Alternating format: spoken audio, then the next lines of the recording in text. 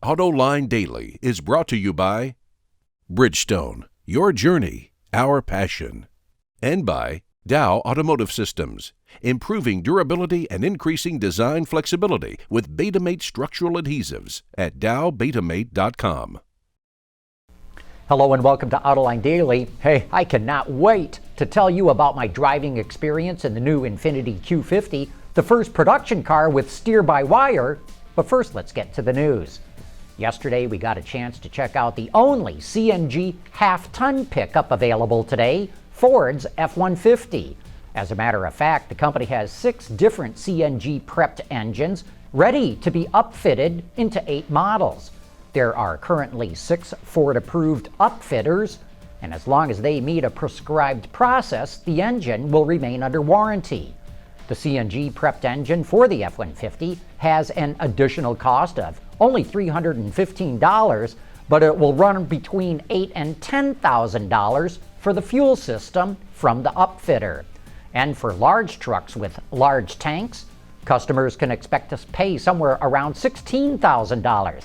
Now that's a lot of money, but when you think of commercial truck fleets that drive lots of miles, the fact that CNG costs anywhere from $1 to $2 a gallon equivalent to gasoline and emits 24% less greenhouse gases, it starts to make real sense.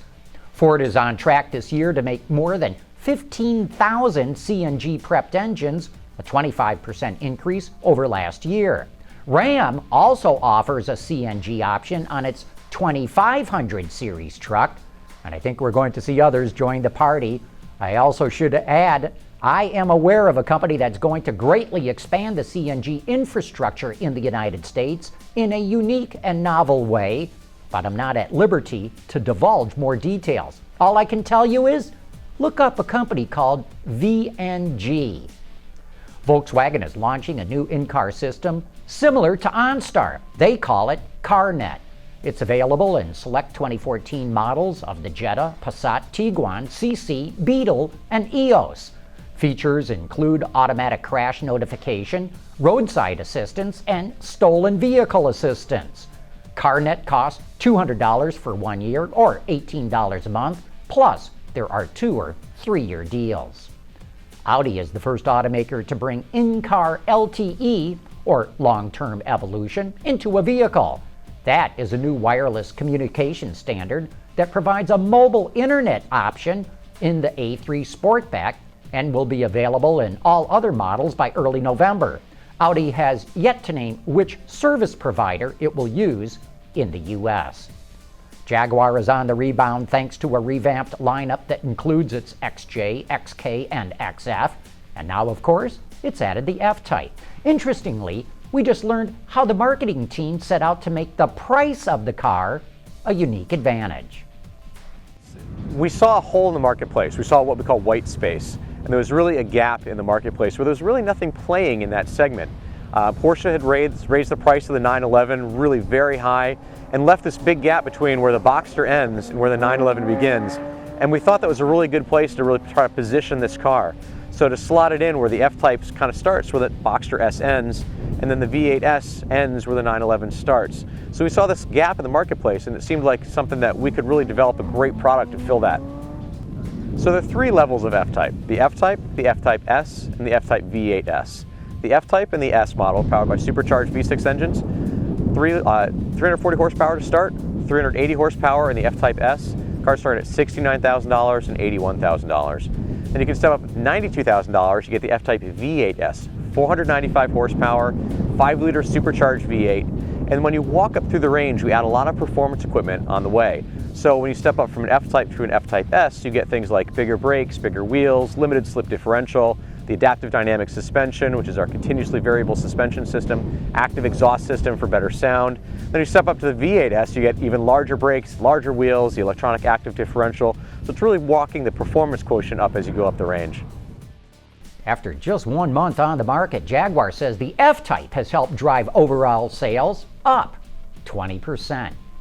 Coming up next, I'll give you my driving impressions of the new Infiniti Q50, the first production car to offer steer-by-wire. Dow Automotive Systems, driving solutions in automotive, commercial transportation, and aftermarket with innovative products like Betamate structural adhesives. Lighter, stronger, safer. DowBetamate.com. Under the leadership of Johan de Nysschen, Infiniti is pouring on the coals to build itself into a serious player in the luxury segment. The brand is no longer treated as a marketing effort by Nissan, but is now a fully owned subsidiary with its own headquarters in Hong Kong, its own design and engineering. It even has its own human resources department. The first new car to come out under this structure is the Q50, and I just got the chance to test drive it yesterday. As you may know, the Q50 is a rear-wheel drive four-door sedan that starts at $37,600. Fully loaded, it easily tops $50,000. It also replaces the G37 sedan.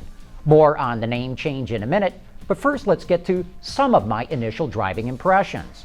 The Q50 is available with a 3.7-liter V6 or a 3.5-liter V6 hybrid. Both are mated to a silky smooth 7-speed automatic, and how interesting that the hybrid does not use a CVT. The Q50 is also the first car to offer an optional steer-by-wire, what Nissan calls direct adaptive steering. There truly is no mechanical connection between the steering wheel and the steering rack. It's all handled electronically. This also allows the steering rack to be hard mounted to the structure of the car, and of course it eliminates all the vibrations that normally run up the steering shaft. And because it's adaptive, it eliminates most of the tugs and nibbles that you get through the steering wheel while driving over rough or undulating pavement. Yet the steering is not numb. An actuator behind the wheel provides good feedback to the driver while turning or cornering. And because it's electronically controlled, you can select different settings to fit your preference in effort and response. And you can change them on the fly while you're driving, not just sitting there in park. And yes, there is a steering shaft with a clutch that automatically gives you a mechanical connection in case of system failure. As I said, the steer-by-wire system is an option. I found the standard mechanical steering to feel more direct and responsive, yet the electronic steering does eliminate vibrations and all those minor steering corrections that you almost unconsciously make while driving. I think on long trips, it will prove less fatiguing. Steer-by-wire is something that the automotive industry has been talking about for years. Congratulations to Infiniti for being the first automaker to bring it to market, and I have no doubt others will soon follow. Oh yeah, about the name. As many of you already know, Infiniti will now designate all its cars with the letter Q followed by a number that indicates where it fits in the lineup. The lower the number, the lower the price, and vice versa. All of its crossovers and SUVs will carry the letters QX, followed by a number that indicates the same sort of progression. Starting next month, Infiniti will change all of its models' names to follow the new naming system, and that's going to cause some confusion in the market. But as one executive told me, we agonized over whether we should slowly phase it in, but decided we should just rip the Band-Aid off all at once and get onto the new system. I've only just scratched the surface here. There are many other features and aspects of the Q50 that are well worth reporting, and we'll be getting to them in future shows. Hey, don't forget to join us tomorrow night for Autoline After Hours. Our guest is none other than Bob Lutz, and we're going to devote the entire show to him. So get your questions ready for one of the best executives to ever come through the automotive industry. And join me and Peter DeLorenzo, the auto extremist, for the best information in this business.